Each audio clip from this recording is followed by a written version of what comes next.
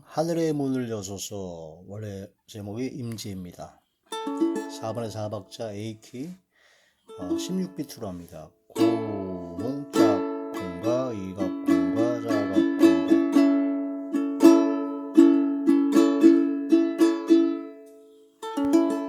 전주 A키 진행 코드 A, D, E7, A.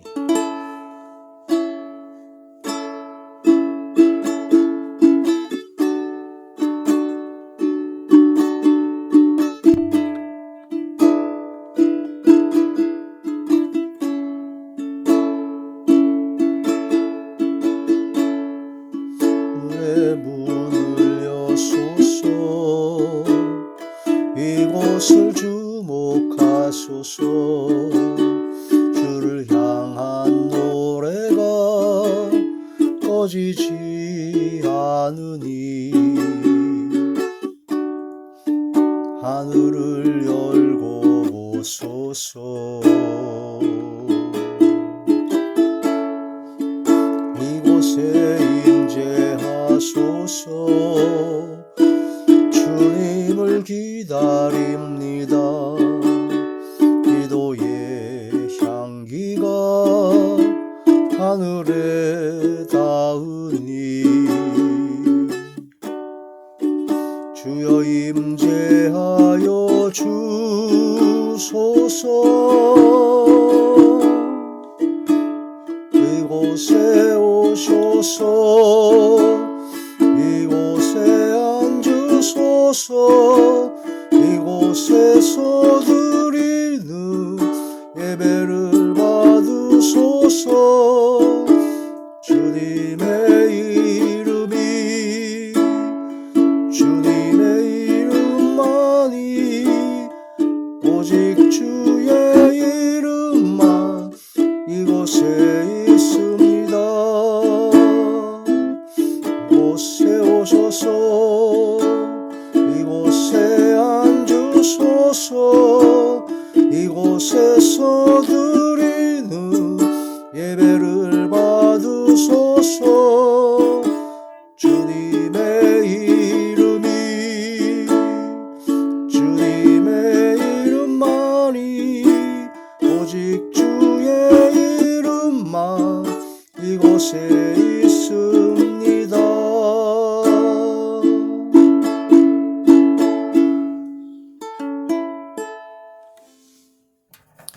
하나님이 놀라운 축복의 비밀하신 말씀은 미가제 6장 8절의 말씀입니다.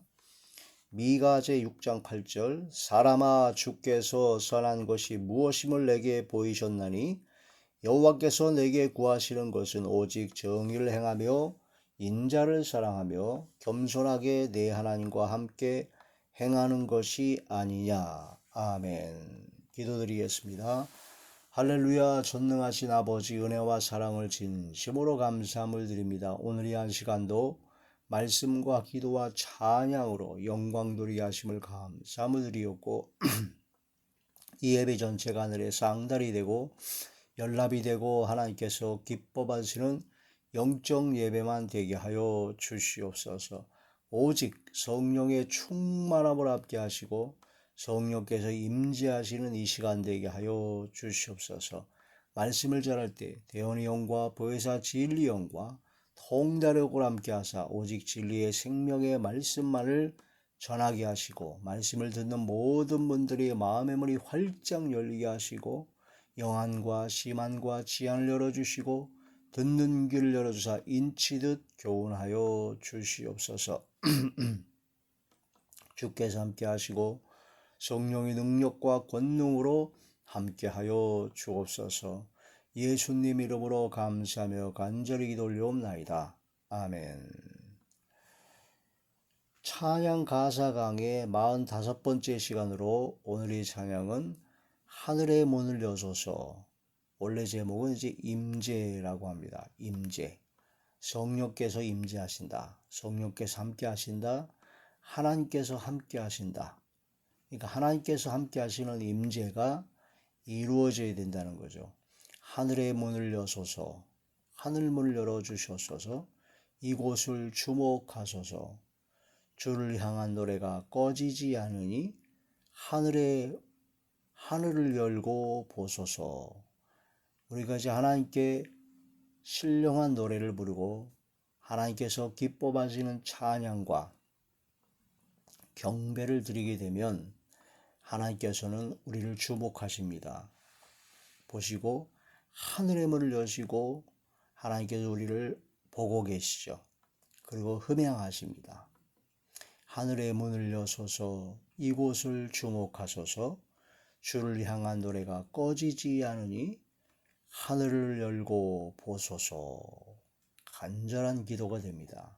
예배가, 경배와 찬양이 하나님께서 지켜보시고 하나님께서 받으시는 그런 경배와 찬양이 되길 간절히 원하는 그런 간구죠. 이곳에 임재하소서. 주님을 기다립니다.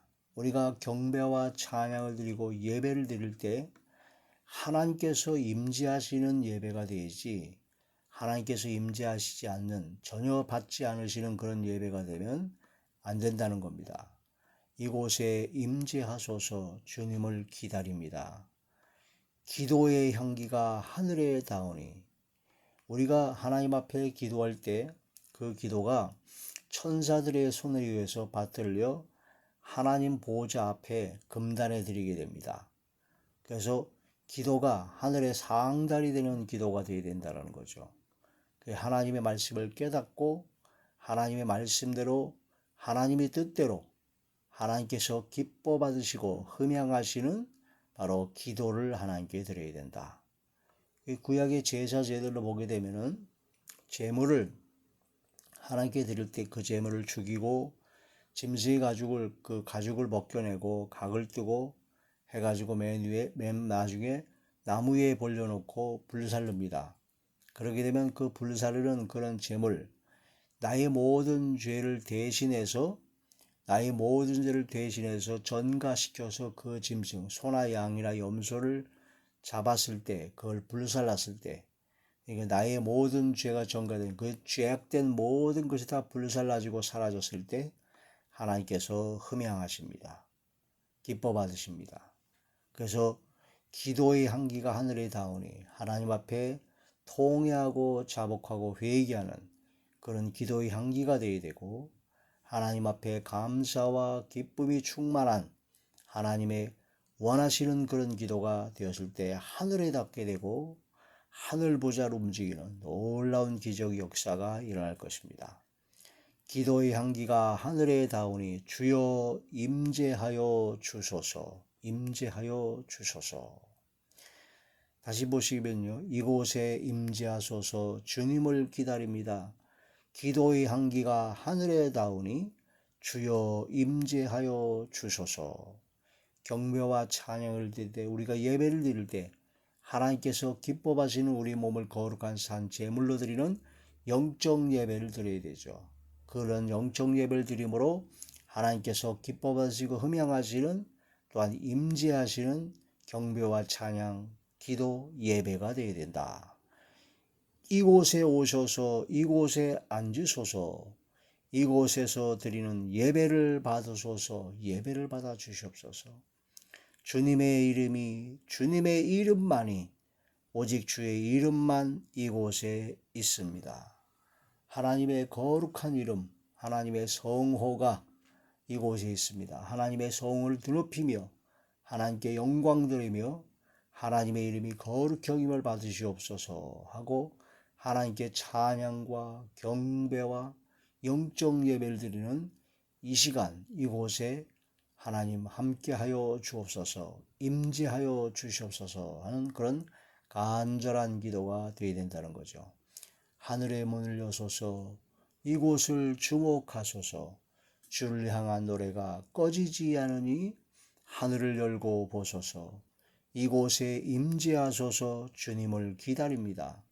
기도의 향기가 하늘에 닿으니 주여 임재하여 주소서. 이곳에 오셔서 이곳에 앉으소서. 이곳에서 드리는 예배를 받으소서. 주님의 이름만이, 오직 주의 이름만 이곳에 있습니다. 할렐루야.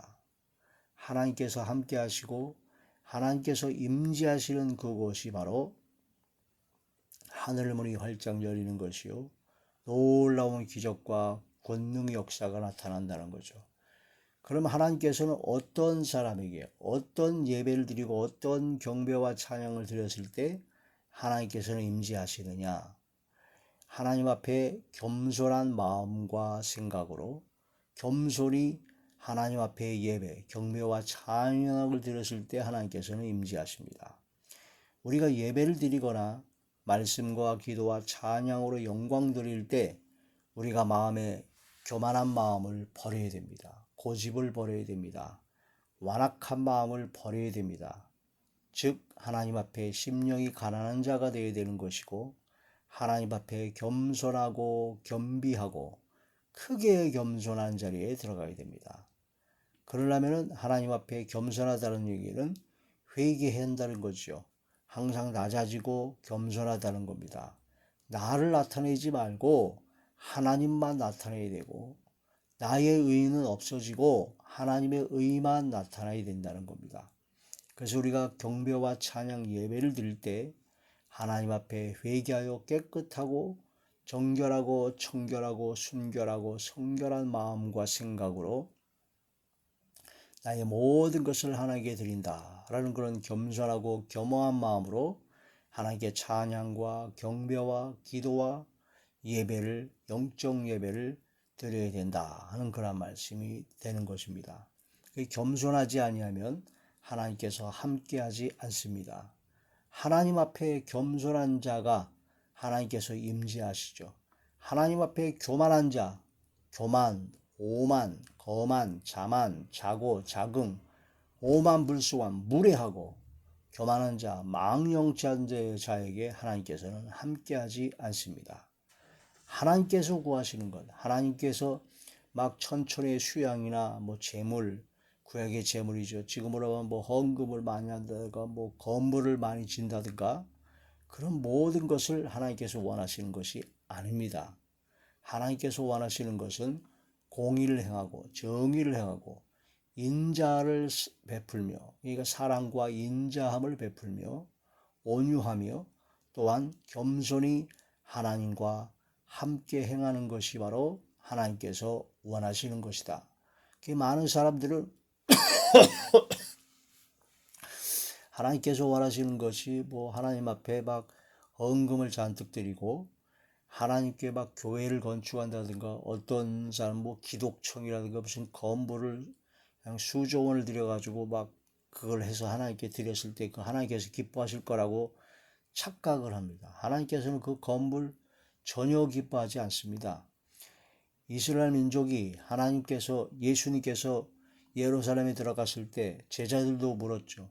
무려 46년 동안 예루살렘 성전을 멋지게 건축을 했습니다. 기가 막히게 건축을 했죠. 그래서 제자들이나 그 당시에 있는 유대인들은 그 성전이 우렁차고 그래가지고 너무나 멋져 보였습니다. 그래서 예수님께도 그렇게 말씀드렸죠. 그랬더니 예수님께서 하신 말씀이 뭐냐면, 이 돌들 위에 돌 하나도 남기지 않고 다 무너지게 될 것이다 라고 말씀하시면서 무려 46년 동안 지어진 그런 성전이 아름답고 최고의 성전인 것이 돌 하나도 돌 위에 남기지 않고 다 완전히 진멸할 것이다 라고 말씀을 하시고, 이 성전을 헐고 대신 3일 만에 다시 새롭게 내가 세우겠다. 그래서 예수 그리스도의 몸된 성전, 우리 성령께서 함께 하시는 성령이 전인 우리 바로 교회 공동체가 세워질 것을 예수님께서 말씀하신 겁니다. 실제로 예수님께서 이 땅에 오셔서 70년 되던 날, 바로 AD 70년경에 그 로마의 침공을 받아가지고 예루살렘 성전이 다 무너졌습니다. 그래서 예루살렘 성전에 있는 입혀 있는 그 금도 다 벗겨가기 위해서 돌 하나도 돌 위에 남기지 않고 다 벗겨가느라고 완전히 다 진멸해서 다 무너뜨려 버렸습니다. 그게 바로 이루어졌죠. 그 하나님께서는 보이는 성전, 눈에 보이는 건물, 그거 하나님께 드린다고 기뻐하지 않습니다. 하나님께 헌금, 수억, 수천, 수조 원을 헌금하고 그렇게 한다고 해서 그 기뻐하지 않습니다. 하나님께서는 천지와 만물과 우주의 모든 걸 창조하시고 역사하시고 섭리하시고 주관하시는 분이기 때문에 인간이 갖고 있는 모든 것 다 하나님께서 다 주신 겁니다. 이 모든 것 다 하나님의 것이기 때문에 우리가 드리는 모든 헌금, 예물, 제물, 건물 그런 거 전혀 관심이 없으십니다. 무엇에 관심이 있느냐? 하나님께서는 공의, 정의를 행하는가? 사랑과 인자함을 베푸는가? 겸손히 하나님과 동행하는가? 그런 것을 원하시고 그렇게 삶을 살아가기를 하나님께서는 원하신다는 거죠. 미가제 6장 8절의 말씀에서 이제 6절부터 보시겠습니다. 내가 무엇을 가지고 여호와 앞에 나아가며 높으신 하나님께 경배할까? 내가 번제물로 1년 된 송아지를 가지고 그 앞에 나아갈까? 여호와께서 천천의 순양이나 만만의 강물 같은 기름을 기뻐하실까? 내 허물을 위하여 내 맏아들을 내 영혼의 죄로 말미암아 내 몸에 열매를 드릴까? 그때 당시에는 우상 숭배하는 자들이 자기의 죄를 속죄하기 위해서 자기의 맏아들, 자기 몸에서 난 소생들을 아예 바치는 그런 경우도 있었어요. 하나님께서 전혀 기뻐하지 않습니다. 오히려 진노하시죠. 하나님 앞에 무엇을 가지고 나아갈까? 하나님 앞에 무엇을 가지고 경배할까? 번제물로 1년 된 송아지를 가지고 나아갈까? 아니면 천천히 순양이라 만만의 강물 같은 기름을 기뻐하실까? 내 허물 위하여 내 맏아들을 내 영혼의 죄로 말미암아 내 몸에 열매를 드릴까? 무엇을 해야 될까? 라고 하는데 하나님께서는 8절에 말씀하십니다.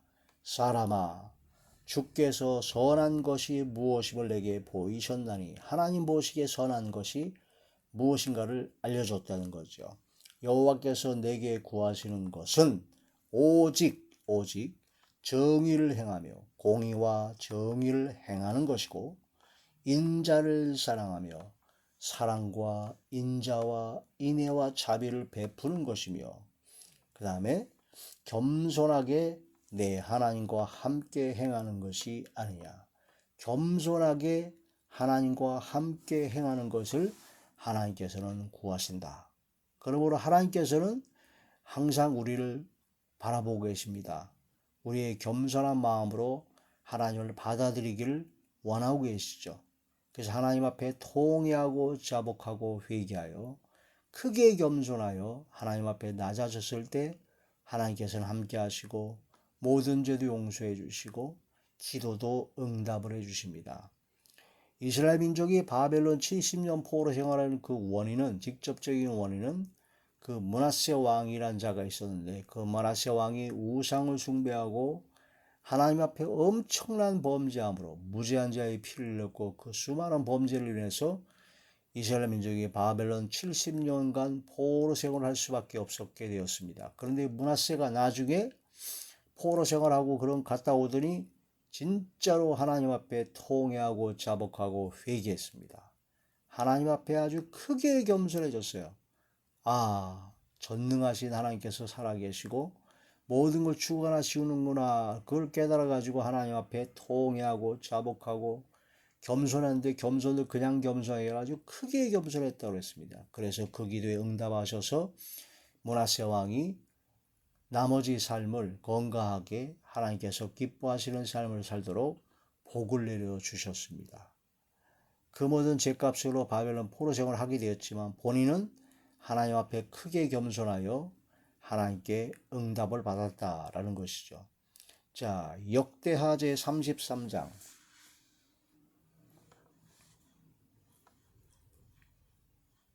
역대하 제 33장 12절에서부터 13절의 말씀입니다. 그가 환난을 당하여 그의 하나님 여호와께 간구하고 그는 여기 므낫세 왕입니다. 그의 조상들이 하나님 앞에 크게 겸손하여 기도하였으므로 하나님이 그의 기도를 받으시며 그의 간구를 들으시사 그가 예루살렘에 돌아와서 다시 왕에 앉게 하심에 므낫세가 그제서야 여호와께서 하나님이신 줄 알았더라. 이 므낫세가 하나님을 잘 모르고 우상을 숭배하고 무지한 자의 피를 흘리고 온갖 죄를 져서 하나님께서 진노하셨죠. 그래서 재앙이 오게 되니까 므낫세가 포로로 잡혀들어가지고 수많은 고난을 겪었습니다. 그리고 나서 하나님 앞에 크게 겸손했습니다. 크게 겸손해서 낮아지고 겸손할 때 하나님께서 함께 하셨습니다. 응답하셨습니다. 그래서 다시 왕이 앉게 하여 주시고 놀라운 역사를 일으켜 주셨죠. 그제서야 이 므낫세가 여호와가 하나님이신 걸 알고 하나님 앞에 크게 겸손하여 더욱더 남은 생애 동안 하나님을 떠나지 않았던 것을 볼 수가 있습니다. 크게 겸손하여 응답받은 므낫세를 깊이 깨달아야 됩니다. 겸손하게 하나님과 함께하는 사람을 하나님께서는 원하신다. 하나님께서는 원하신다. 히브리서 11장에 보면 6절에 보면 하나님께 나아갈 때 헌금이나 예물이나 그런 걸 가지고 나가는 것이 아니라 살아 역사하시는 하나님이 계신 것을 믿고 하나님을 찾는 자들에게 상 주시는 분이심을 믿어야 하나님께서 기뻐하시는 믿음이다 라고 하십니다. 그래서 우리가 하나님께 나아갈 때 믿음으로 나아가야 됩니다. 믿음으로. 어떤 믿음이냐? 전능하신 살아 역사하시는 하나님 앞에 내가 나아간다. 또한 하나님을 찾는 자들에게는 하나님께서는 반드시 상을 주신다 라는 것을 믿고 믿음으로 나아갈 때 하나님께서는 기뻐하신다 하는 그런 말씀이 되는 것이죠. 그래서 겸손한 마음으로 하나님의 전능하신과 하나님의 주권과 하나님의 통치를 인정하고 받아들이고 겸손히 하나님께 나아갈 때 하나님께서는 임재하십니다. 하늘의 문을 여시고 우리를 바라보시고 우리와 함께 하시죠. 그래서 겸손은 존귀의 앞잡이가 됩니다. 겸손할 때 하나님께서 함께 하시면 우리는 최고로 존귀합니다. 이 세상에 가장 최고의 존귀한 자는 누구냐? 하나님께서 함께 하시는 자입니다. 할렐루야. 잠언제 18장 12절의 말씀입니다.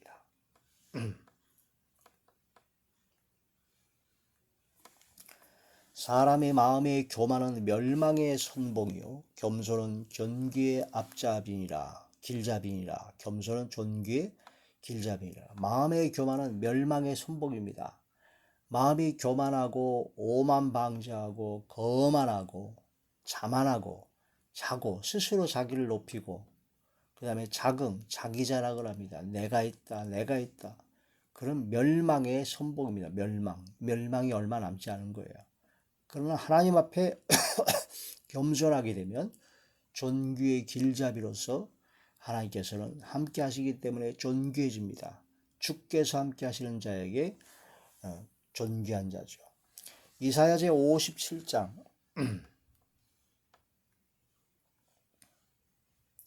이사야제 57장 15절의 말씀입니다. 지극히 존귀하며 영원히 거하시며 거룩하다 이름하는 이가 이같이 말씀하시되 내가 높고 거룩한 곳에 있으며 또한 통회 자복하고 있는 것이요 마음이 겸손한 자와 함께 있나니 이는 겸손한 자의 영을 소생시키며 통회하는 자의 마음을 소생시키려 함이라. 하나님께서는요 바로 통회 자복하고 회개하는 자에게 애통하며 회개하는 자에게 또한 마음이 겸손한 자와 함께 하신다. 임재하신다 하는 그런 말씀이 됩니다. 그리고 우리가 찬양과 경배를 할 때 예배를 드릴 때 제일 먼저 하나님 앞에 낮아지고 겸손하게 하나님 앞에 통회 자복하고 회개하고 또한 우리가 우리에게 죄진 자가 있으면 우리가 먼저 용서하고 긍휼을 베풀며 겸손한 마음으로 하나님과 동행하여야 된다 하는 그런 말씀이 되는 것이죠. 그러므로 이런 말씀을 통해서 하늘의 문을 여시고 하나님의 임재를 바라는 사람은 무조건 겸손해야 됩니다. 통회하고 자복하고 애통하고 회개할 마음 충만해져야 됩니다. 각양 좋은 은사와 온갖 좋은 은사와 온전한 선물이 하늘의 문을 여시고 하늘에 계신 빛들의 아버지께로부터 내려오기 때문에 우리는 하나님을 바라보고 주님 앞에 겸손히 무릎 꿇고 나아가야 된다는 그런 말씀이 되는 것이죠. 야고보서 제1장 17절의 말씀입니다. 야고보서 제1장 17절 온갖 좋은 은사와 온전한 선물이 다 위로부터 빛들의 아버지께로부터 내려오나니 그는 변함도 없으시고 회전하는 그림도 없으시니라. 변치 않은 완벽한 완전한 절대적인 약속을 지키시는 하나님이십니다. 그러므로 아버지 하나님만 바라봐야 된다는 거죠. 하나님을 기쁘시게 해야 됩니다. 하나님께 영광 돌려야 됩니다. 하나님께서 함께하여 주셔야 됩니다. 시편 제69편 30절에서 31절에 보니까 하나님 앞에 노래로 찬송하고 감사함으로 하나님은 위대하시다, 광대하시다 하는 것은 하나님 앞에 헌금과 예물, 제물, 황소, 뿌리 있는 황소를 드리는 것보다 더욱더 하나님을 기쁘시게 한다라고 말씀하셨습니다. 그러므로 우리는 노래로 찬송하고 찬양하고 감사함으로 하나님을 영화롭게 하는 그런 진정한 찬양과 경배를 드릴 때 하나님께서는 기쁘게 받으십니다. 하늘의 문을 여시고 임재하시고 우리를 바라보시고 우리와 함께 하시고 우리들의 그런 모든 찬양과 경배의 예배를 받으신다는 거죠. 요한계시록 8장 4절이나 5장 8절에 보면 하나님 앞에 우리가 기도할 때 그 기도가 천사의 손에 의해서 하나님의 보좌 앞에 금단의 밭으로 올라가게 됩니다. 기도의 향연입니다. 하나님께서 받으십니다. 하나님께서 응답하십니다. 하나님께서 함께 하십니다. 기도의 향기가 꺼지지 않으니 기도의 노래가 하나님께 드리는 찬양과 경배가 꺼지지 아니하고 계속적으로 이어질 때 로마서 제12장 1절에 보면 하나님께서 기뻐하시는 영적 예배를 드려야 된다고 했습니다. 영적 예배. 겉으로 드러나 육적으로 예배 드리는 게 아니라 영적으로 예배 드리는 것이 어떤 예배냐? 우리 몸을 거룩한 산 제물로 드리는 겁니다. 그것은 무슨 뜻이냐? 하나님께 예배 드릴 때 우리 모든 육적 몸, 죄의 몸, 죄악 가운데 있는 육성, 악성, 썩어져가는 구습을 쫓는 옛사람, 그 모든 것을 하나님의 말씀 성령의 검 칼로 찔러서 그 모든 육성과 악성의 죄악된 몸이 죽어야 된다는 거죠. 그러니까 성경 말씀을 듣고 하나님의 말씀을 듣고 찔림을 받아 통회하고 자복하고 회개하는 역사가 나야 됩니다. 내 고집이 죽고 교만함이 죽고 온갖 악성과 죄성에 물들은 죄의 몸, 육적 몸이 죽어야 된다는 거죠. 하나님의 말씀 성령의 검으로만 죽습니다. 하나님의 말씀으로 죽게 되면 이제 가죽을 벗겨내야 됩니다. 내 속에 있는 죄악된 짐승의 마음과 짐승의 생각들을 죽여야 된다는 거죠. 벗겨내야 됩니다. 하나님의 말씀으로 고집과 교만과 욕심과 탐심의 그런 돼지나 악어나 그런 모든 악한 짐승의 생각, 짐승의 마음을 하나님의 말씀으로 벗겨내야 된다는 거죠. 그런 모든 삶이 돼야 돼. 그렇게 해서 예배를 통해서 계속적으로 벗겨내야 됩니다. 그러고 나서 이제 나무 위에 벌려놓고 불태웁니다.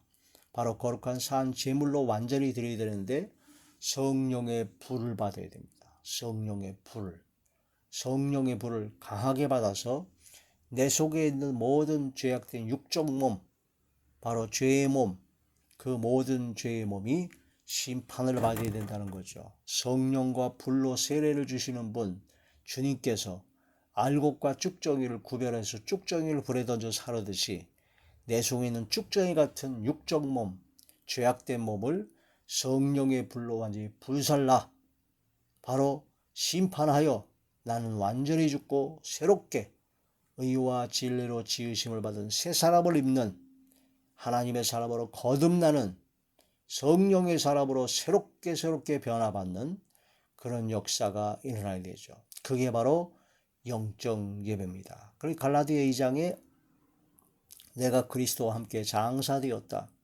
내가 그리스도와 함께 내가 십자가에 못 박혀 죽었다. 그래서 나는 내가 육체를 가지고 지금 살아가는 것은 내가 오직 예수 그리스도를 믿는 믿음 안에서 살아가는 것이지 나는 이미 다 죽었다. 하나님의 말씀과 성령의 검으로 내 속에 있는 육성과 악성과 죄성의 모든 육적 몸이 죽어야 된다는 거죠. 성령의 불을 받아야 됩니다. 그래서 삶이 변화가 되어야 됩니다. 교회를 다니고 예수님을 믿고 구원받았다고 하는 성령의 사람이라고 하는 하나님의 사람이라고 하는 사람들이 썩어져가는 구습을 쪄도 옛사람의 모습이 아직도 남아있다면 그것은 죽은 것이 아닙니다. 아직도 육성과 죄성이 펄펄 살아서 죄악의 길을 가고 있다는 겁니다. 고집과 회개치 아니한 마음을 따라 진노가 계속 쌓이고 있다는 겁니다. 나는 성격대로 믿어. 성격대로 믿으면 안 됩니다. 성격도 다 바뀝니다. 하나님의 말씀과 성령의 능력으로 완전히 다 바뀝니다. 세상적이요, 정욕적이요, 마귀적인 그런 모든 것이 다 바뀌어져야 됩니다. 요즘 세상 사람들도 함부로 공식적으로, 공개적으로 쌍욕을 안 합니다.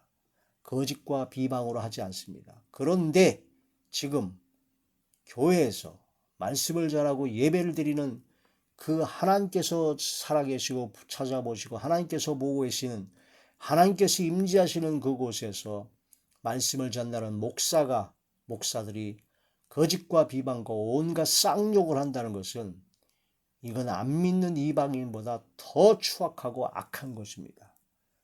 그러면서 또 말하기를 예수님도 욕을 했다.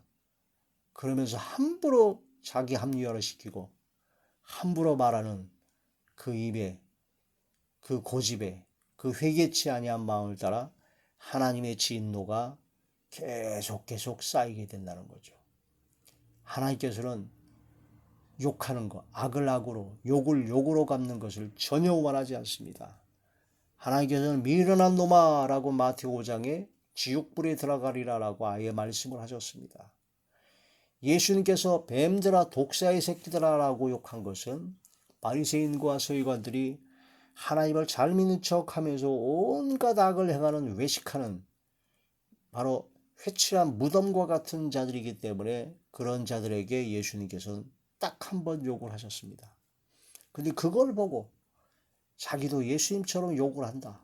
그러면서 단에서 말씀을 전하면서 쌍욕을 그냥 수도 없이 하고 하나님의 진리의 말씀을 전하기도 바쁜 그 시절에, 그 시간에 하나님 앞에서 어찌 감히 함부로 쌍욕을 하게 됩니까? 그것도 그냥 매 시간마다 진짜 바리새인과 서기관 같은 그런 자들에게 욕을 하는 것도 아니고 자기 마음에 안 들고 자기를 안 좋게 얘기한다든가